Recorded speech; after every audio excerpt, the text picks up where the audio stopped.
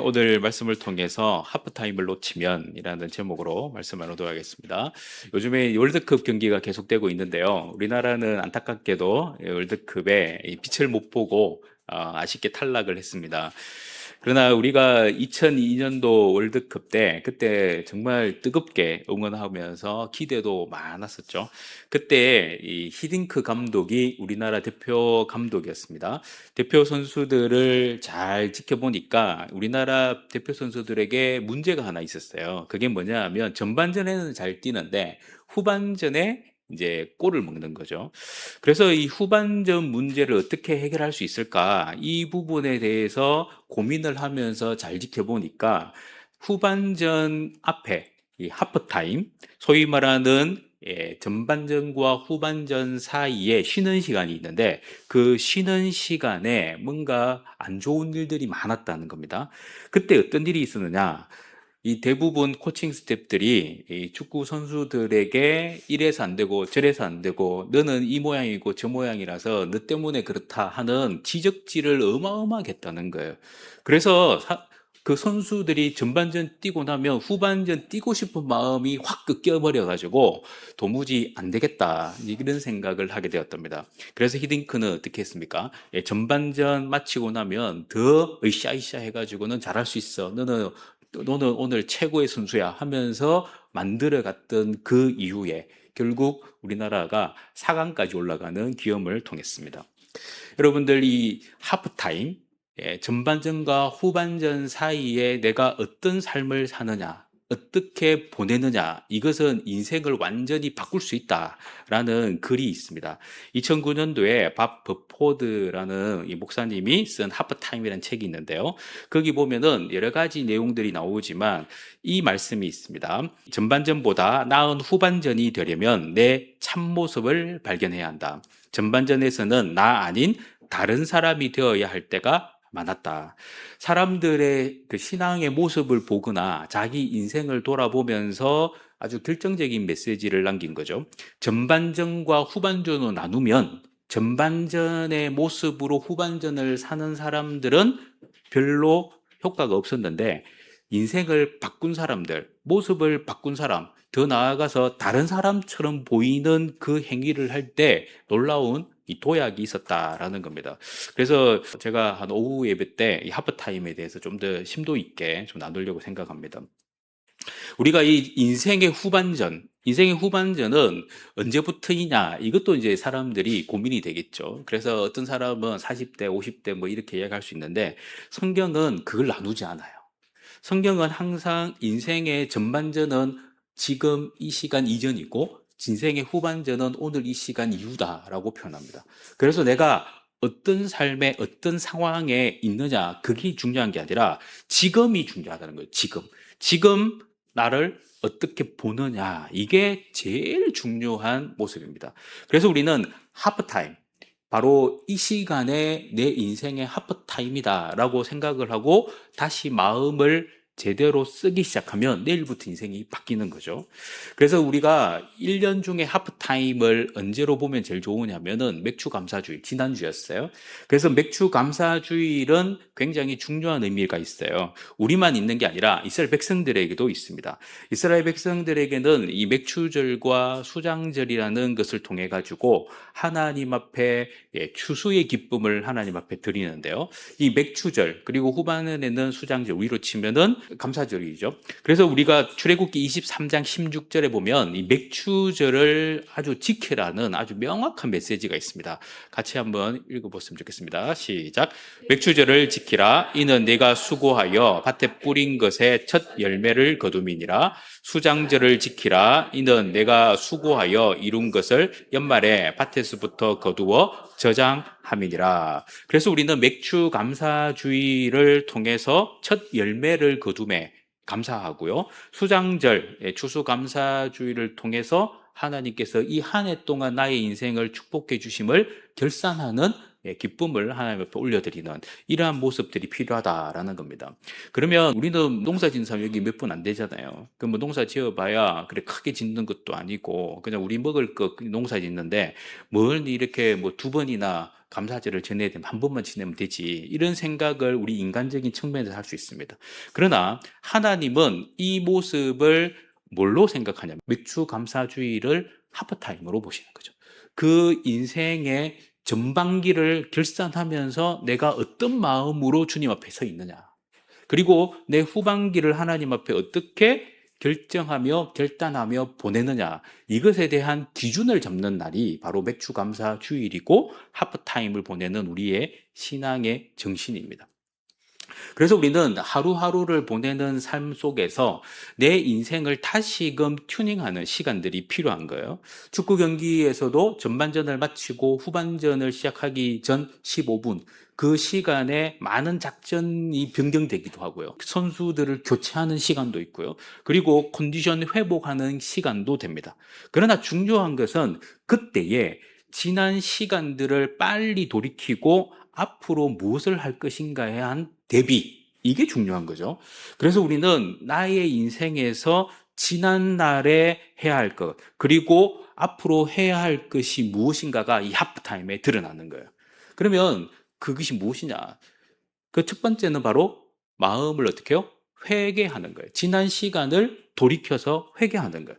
지난 시간을 그냥 아무 생각 없이 보냈다면 그 하프타임을 이용해 가지고 회개를 하셔야 됩니다. 여러분들 지난주에 회개 한번 하셨습니까? 예, 6개월 동안 내가 어떤 삶을 살았는지, 하나님 앞에서 어떤 모습으로 서 있었는지 돌이키시는 시간이 있나요? 그것을 안 했다면 오늘 하셔야 됩니다. 왜냐하면 그게 우리 인생을 바꾸는 거거든요. 성도는 회개의 인생이 되지 않으면 절대로 변화가 없습니다. 그래서 회개는 기본으로 까는 거예요. 그러면 그 다음에는 뭘까요? 감사죠. 그래서 맥주 감사주의를, 감사를 통해서 하나님 앞에 나아가는 겁니다. 회개를 통해서 실수를 극복하고 감사를 통해서 미래를 열어가는 것, 이게 바로 우리가 해야 할 하프타임의 가장 근본적인 모습이라는 거예요. 하나님은 우리의 감사를 통해서 나의 인생이 앞으로 열릴 수 있는 통로를 마련해 주십니다. 근데 우리는 어떤 마음이 드냐면은 좀 있다가 좀 더 나아지면 감사해야지 하는 마음이 있는데 그 사람은 죽을 때까지 감사 못 해요. 왜냐하면 우리 인생은 조금 나아지지 않거든요. 그래서 우리가 불행한 이유를 자세히 보면은 항상 감사의 결핍이 그 삶 속에 있다는 사실입니다. 여러분들, 그죠? 노숙자로 지내는 그런 분들을 혹시 만나서 대화해 본 적 있습니까? 제가 대구 있을 때 2년 동안 노숙자들이 일주일에 2번씩 밥을 이렇게 해주는 일이 있었어요. 거기에 이제 부국자니까 같이 가가지고 그 대구역 앞에서 막 했습니다. 그러면서 그분들을 만나면서 항상 느꼈던 게 뭐냐 하면 이분들은 밥 먹을 때는 고맙다 하는데 앉아서 이야기하는 거 들어보면은 하는 소리가 모든 게 원망과 불평과 막 짜증과 뭐 하여튼 이게 떠나질 않아요. 밥을 주는 사람들한테는 고맙습니다, 고맙습니다 하거든요. 그리고 우리가 옆에 가가지고 같이 밥 먹으려고 이야기를 하면요, 막 온갖 정말 우리가 안 들어도 될 이야기들을 뭐 다 들어요. 그런 걸 보면서 아, 정말 이분들은 이게 회복이 될 가능성이 정말 작겠다. 거기서 일어날 수 있는 방법이 정말 뭘까라는 생각이 들 정도로 안타까워요. 그래서 감사해야 됩니다. 감사해야 됩니다. 밥 먹기 전에 기도하고 잠깐 말씀을 전하는 시간이 있거든요. 그때 되면 우리 교육자들이 돌아가면서 하는데 감사를 계속 이야기해요. 그런데 기똥으로 들어요. 정말 우리가 한번 좀 생각해 봐야 될 부분이 있어요. 과연 나의 인생이 지금 어떤 모습이냐라는 거예요. 행복해서 감사하는 사람들은 그냥 자연스러운 거죠. 그러나 감사해서 행복한 경험이 있다면 그 인생은 지금 변하고 있다는 사실입니다. 그래서 내가 감사가 먼저냐, 그죠? 내 인생의 행복이 먼저냐, 이것을 우리는 조금 더 깊이 있게 생각해야 합니다. 오늘 말씀을 보면은 사무엘과 그 시대의 이스라엘 백성들의 이야기가 등장을 합니다. 이것은 사사시대라고 하죠. 사사시대. 이 사무엘이 마지막 사사였어요. 이 마지막 사사였던 사무엘은 여호수아 이후에 가장 돋보이는 사사 중에 한 사람입니다. 우리는 이 사사시대를 뭐라고 표현하면 영적 암흑시대라고 표현합니다. 그 이유는 뭐냐면 항상 하나님이 손을 안 대면 계속 내리막길을 가는 거예요. 하나님이 사사를 보내주시면 다행히 올라오는데 사사가 손을 놔버리면 또다시 영적 암흑시대로 들어가는 거예요. 계속 이것이 반복이 되면서 시간을 보내게 됩니다. 350년이라는 긴 세월이 어떻게 보면 안타까운 시대였어요. 그때에 제일 어려움을 줬던 족속들이 누구냐면은 바로 블레셋이었어요.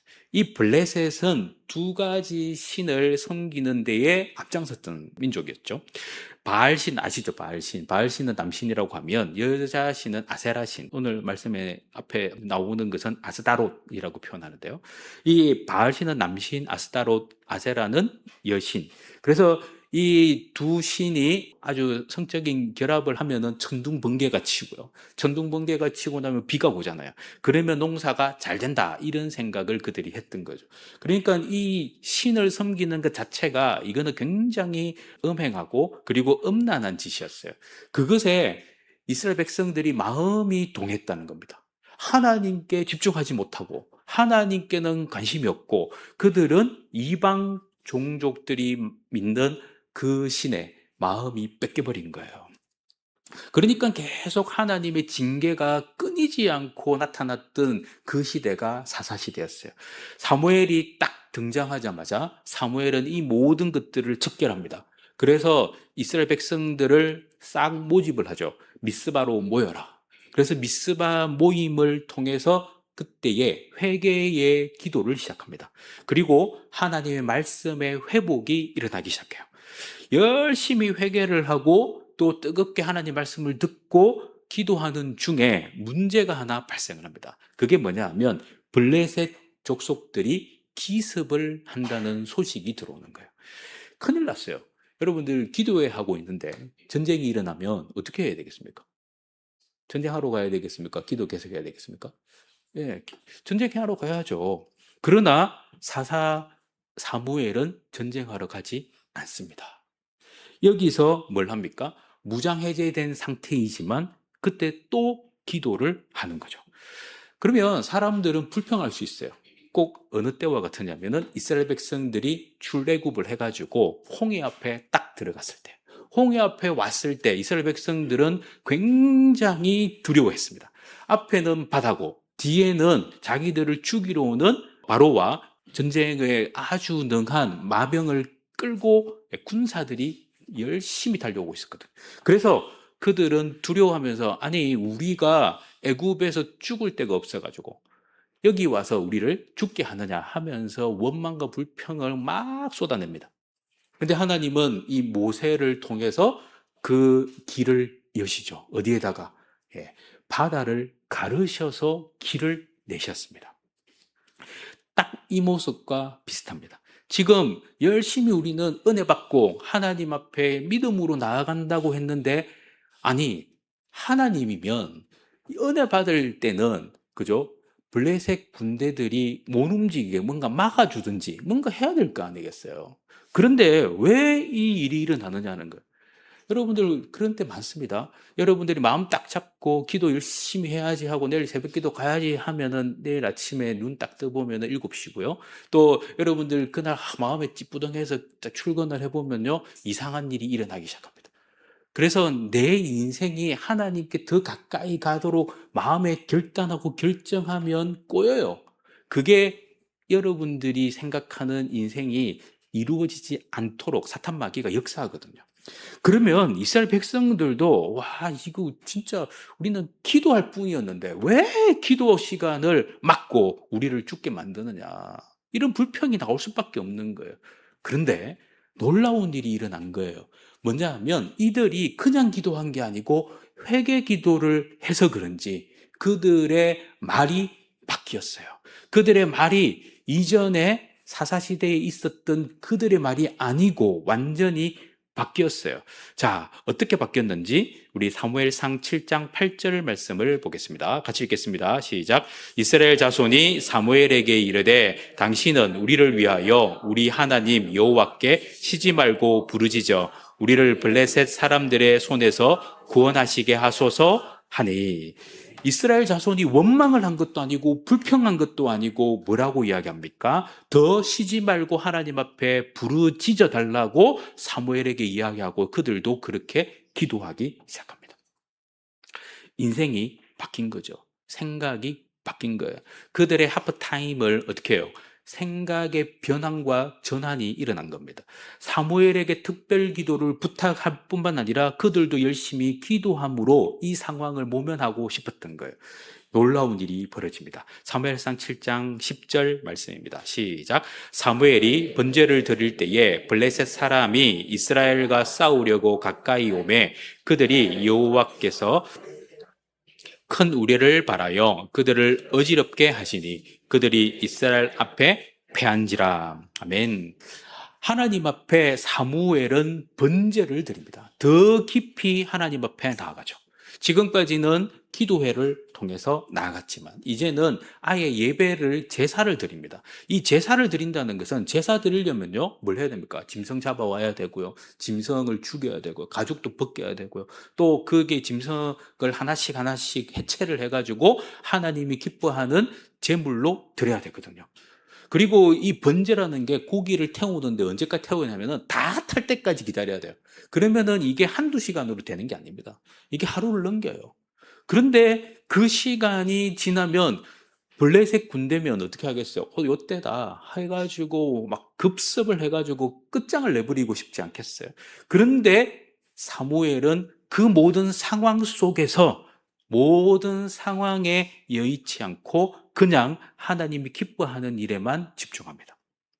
하나님은 그들의 간절한 마음을 번제를 드리며 하나님 앞에 나아가는 그들의 기도에 응답을 주시는 거였죠. 그래서 갑자기 우레를 바라셔서 어떻게 합니까? 그들을 의지롭게 만들어서 하나님의 능력을 보여주셨습니다. 이렇게 놀라운 승리가 일어나는 것, 이것이 결국 이 하프타임에 있었던 사건이었어요. 여러분들에게도 제일 중요한 이 시점, 2026년, 그리고 여러분들의 이 한 해의 나의 결산이 어떻게 될 것인가 우리는 아무도 알 수 없습니다. 그러나 요 시기, 특히 7월 요 시기, 이제 뭐가 펼쳐집니까? 예, 한창 더우니까 휴가의 시절이 오거든요. 휴가에 넉넉고 모든 삶을 내려놓는 게 아니라 휴가 때 여러분들은 하프타임을 제대로 보낼 수 있는 기회를 잡아야 됩니다. 하나님이 기뻐하시는 일이 뭔가, 하나님이 나를 통해서 이루고자 하는 게 뭔가, 더 나아가서 나의 6개월을 내가 어떻게 살았는가를 자세히 살필 수 있다면 우리의 인생은 완전히 바뀔 수 있다는 거죠. 그래서 우리 하나님은 이 승리 이후, 그죠? 전반전을 마친 그 이후에 우리의 삶에서 일어나야 할 그 하프타임, 그것을 다시 한번 고민하도록 하신다는 겁니다. 그러면 이스라엘은 무엇을 했을까요? 그들은 놀라운 일들이 일어났어요. 그들은 이 성전에 감사를 드리기 시작했고 기념비를 세우게 되었습니다. 사무엘상 7장 12절 말씀입니다. 시작. 사무엘이 돌을 취하여 미스바와 센 사이에 세워 이르되 여호와께서 여기까지 우리를 도우셨다 하고 그 이름을 에베네셀이라 하니라. 아멘. 이 말씀을 보니까 그들의 성전비를 세우게 됐죠. 에베네셀이라는 성전비를 세웁니다. 이게 말뜻은 도움의 돌, 그죠? 이걸 풀어서 말하면은 하나님께서 여기까지 도우셨다라는 표현입니다. 하나님이 이 승리의 기쁨을 주신 분이고 우리는 기도했을 뿐인데, 우리는 그냥 번제로 제사를 드렸을 뿐인데 하나님이 직접 개입하셔서 싸우셔서 우리를 승리케 하셨다. 그래서 우리는 이러한 모습이 결국 사무엘과 이스라엘이 하나님 앞에 어떻게 해요? 진정한 감사를 드릴 수 있는 길로 가게 하셨다라는 사실입니다. 우리가 일이 잘 되면 감사하는 거 정말 좋은 일 아니겠어요? 그런데 사람들은 일이 잘 돼도 감사 안 하는 사람들이 많잖아요. 왜냐하면 내가 했다라고 생각하거든. 내 손이 했기 때문에. 그래서 우리 하나님은 우리의 감사, 그 모습을 어떻게 받으시는 걸 보겠습니다. 시편 69편 30절과 31절 말씀을 같이 읽겠습니다. 시작. 내가 노래로 하나님의 이름을 찬송하며 감사함으로 하나님을 위대하시다 하리니 이것이 곧 황소를 드림보다 여호와를 더욱 기쁘시게 함이 될 것이라. 아멘. 이 말씀을 보면은 시편 기자가 노래를 통해서 하나님을 찬송합니다. 그리고 감사하기 시작합니다.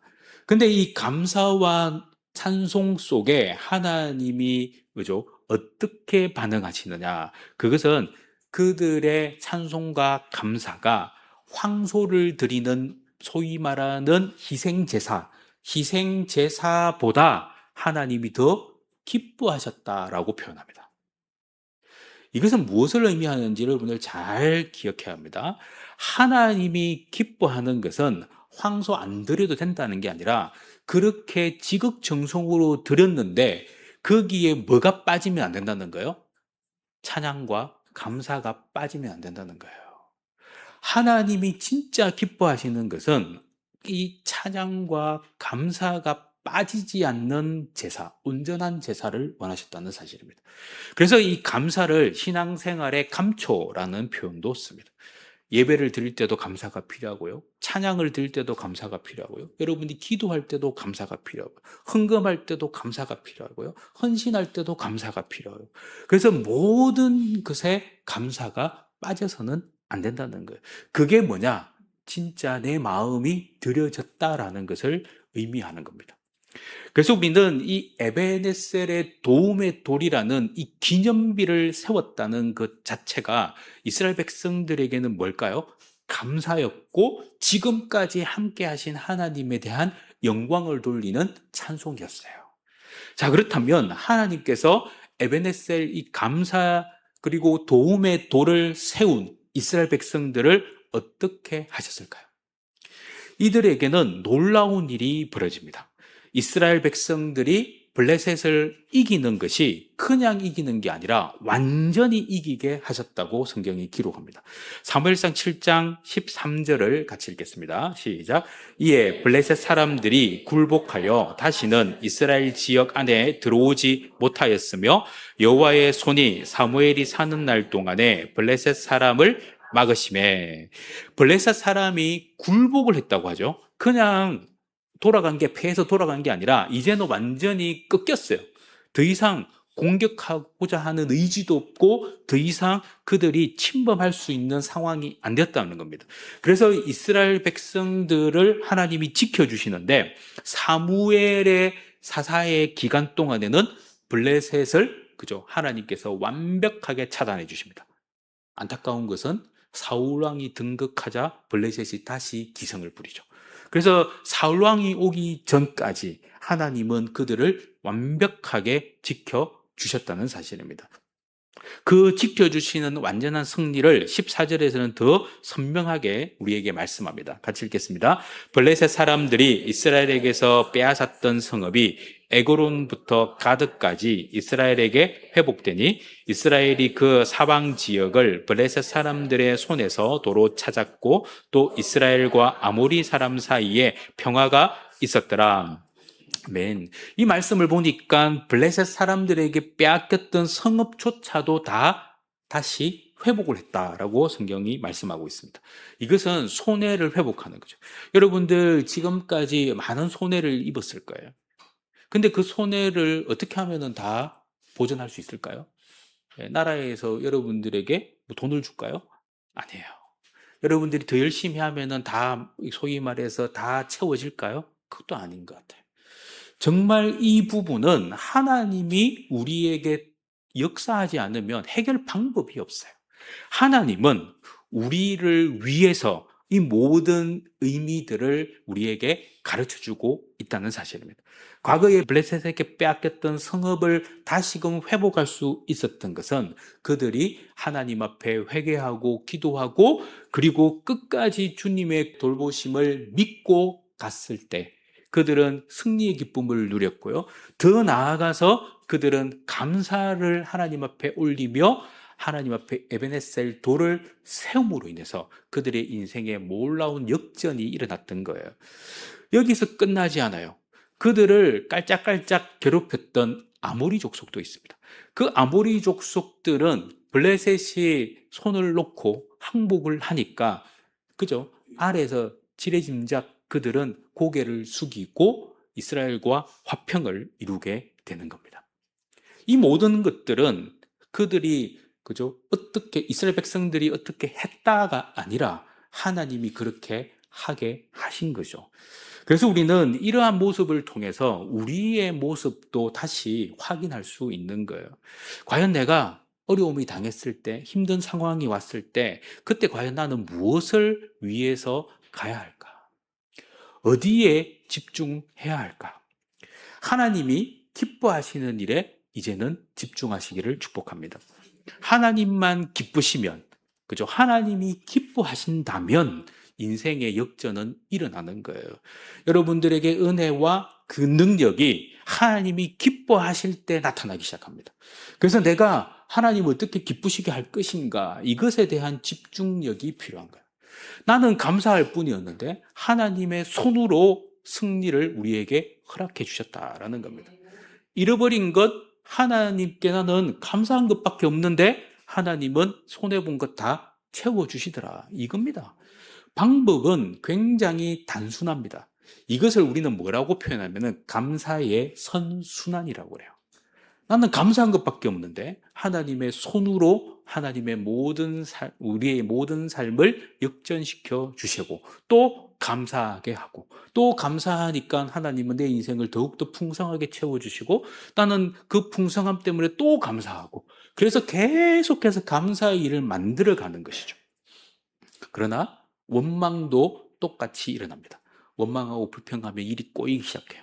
꼬이면은 나는 어떻게 생각합니까? 아, 내 인생이 꼭 저주받은 것처럼 머리가 복잡해져요. 그러면은 복잡해지면 또 원망하고 불평하며 또 복잡해지고 계속 꼬이는 인생이 되는 거예요. 그래서 여기서 딱 끊어버리고 돌이키는 것이 중요한 거죠. 누가복음 17장에 보면은 그죠? 10명의 나병 환자가 예수님의 치료하시는 사건이 등장해요. 그런데 이들이 나병이라는 거는 우리가 너무 안타까운 병이잖아요. 그것은 그 당시에는 고칠 수 있는 병이 아니었단 말이죠. 그러면 그들은 어떻게 생각을 했느냐? 이 나병이 내 몸에 붙었다라는 것은 내 조상이 얼마나 악한 죄를 지었으면 내 몸에 이런 나병이 붙었을까? 이렇게 생각을 했습니다. 그래서 그들은 모든 일에 참석할 수가 없었어요. 지나갈 때마다 그들은 가슴을 치면서 부정하다, 부정하다 하면서 지나가야 했습니다. 왜? 옆에 있는 사람들이 그죠? 자기와 몸을 부딪히면 안 되기 때문에 그렇습니다. 그런데 이 10명의 나병 환자가 예수님으로부터 치유를 받았는데 그들에게 제사장에게 네 몸을 보여라 라고 했을 때에 그들은 그 몸을 보이고 깨끗함을 입었는데 딱 한 명만 예수님께 왔어요. 그리고 예수님 앞에 감사를 드리기 시작합니다. 누가복음 17장 16절 이후에 보면은 그 사람은 사마리아 사람이라고 표현합니다. 그래서 예수께서 10사람을 깨끗하게 했는데 왜 너밖에 오지 않았어? 라고 했을 때에 그는 할 수 있는 말이 없었어요.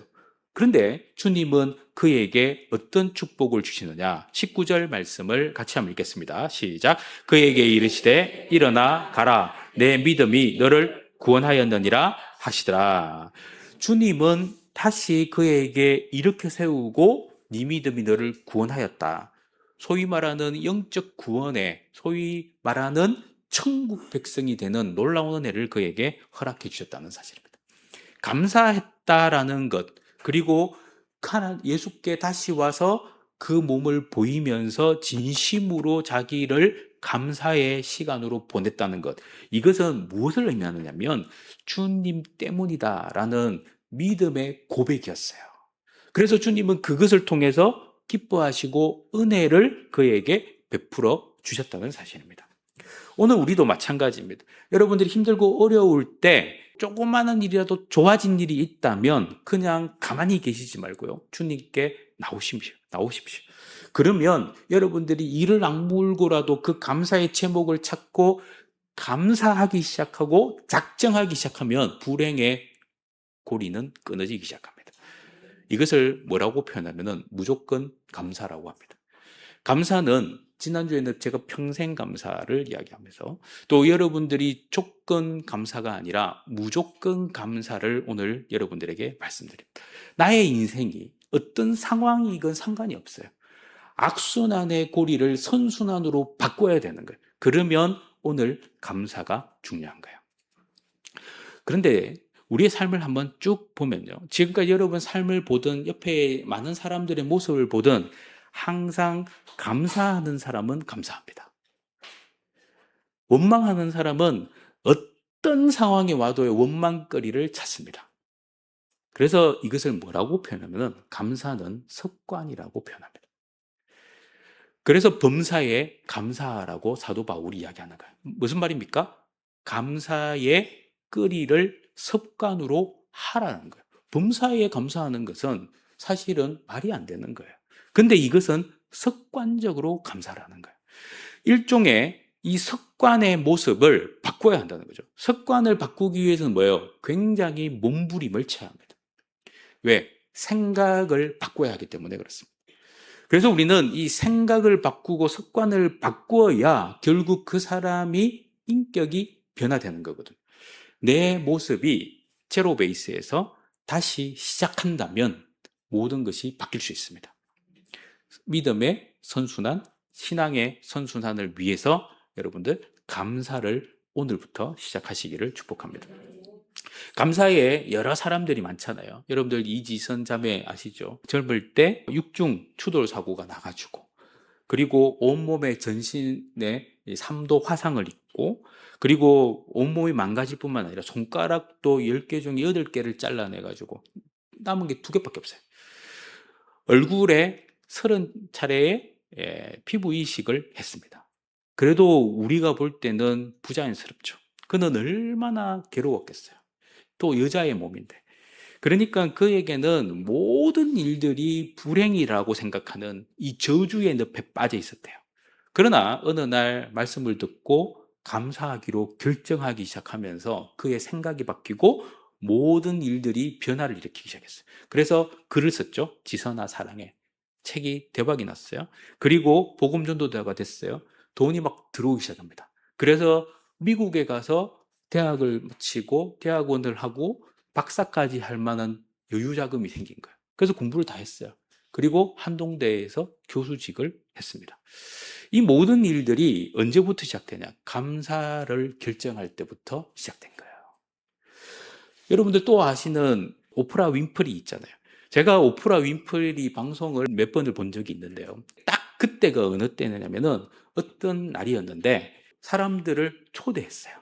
그리고 거기에 사람들을 초대해가지고 딱 해가지고 여러분들 의자 밑에 손을 넣어보세요 하니까 의자 밑에 손을 탁 넣었어요. 그것을 빼내라고 이야기하니까 딱 빼니까 차 키가 다 들어있는 거.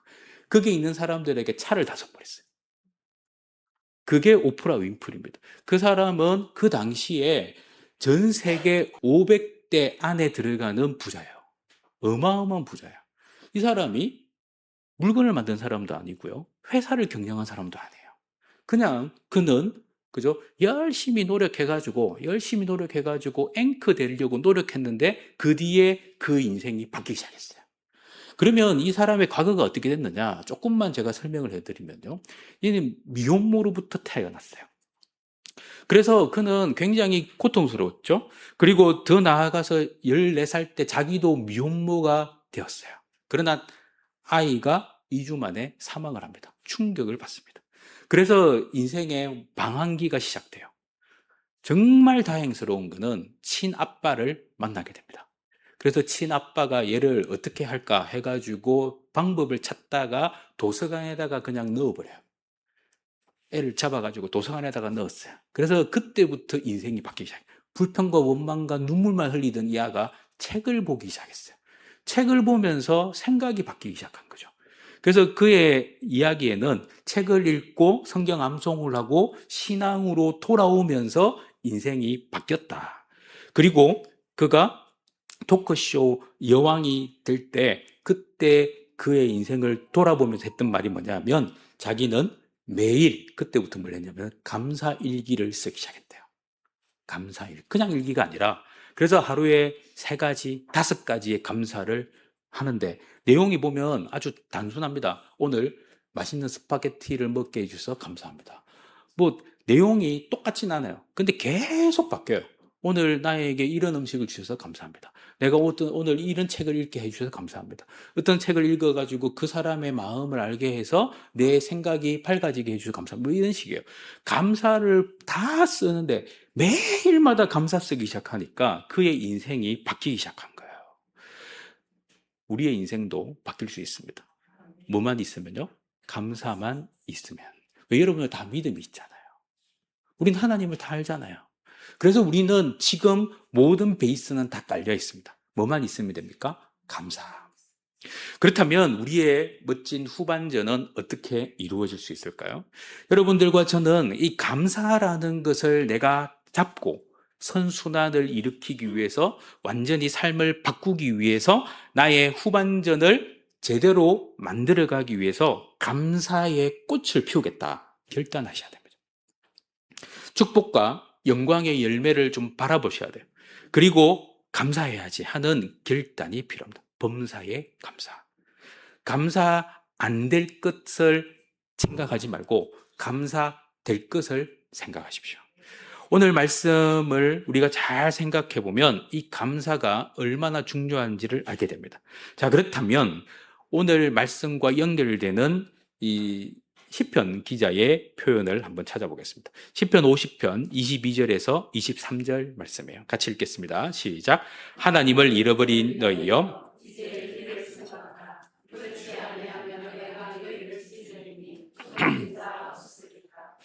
감사로 제사를 드리는 자가 나를 영화롭게 하나니 그의 행위를 옳게 하는 자에게 내가 하나님의 구원을 보이리라. 아멘.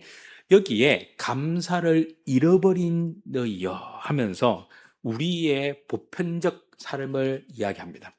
이제 감사를 생각하라 표현하죠. 감사를 생각하라. 그렇지 않으면 너희를 찢는다. 그러니까 우리에게 고통이 계속 온다는 거예요.